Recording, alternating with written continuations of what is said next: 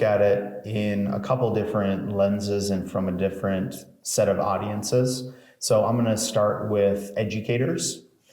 And if you can imagine having a personal teaching assistant in your classroom, that's really what AI could do for you. It's not something that we're going to take a side on. You can make up your own mind whether you think AI could support you in your lesson planning, in your grading and providing feedback, in kind of automating some of those administrative tasks.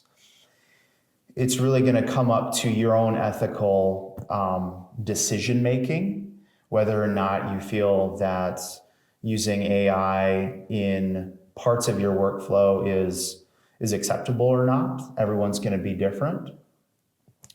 But from an educator point of view, there's a lot of different ways you can use it, from that lesson planning, from that grading, from coming up with quiz questions, from using it to critique and provide maybe an initial set of feedback for student essays or student writing.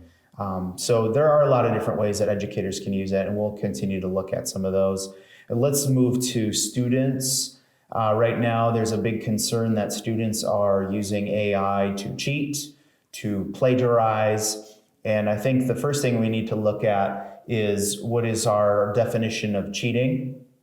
When the calculator came out way back decades ago, there was this same concern that, there's going to be a loss of critical thinking skills. Students are just going to use calculators to do all the work for them, but it became about the process and not the product. And this may be a similar shift. We have a tool, now we need to decide, do we use this tool or not? And there are opportunities, there are challenges with students using it. The big question is, do the opportunities outweigh the challenges?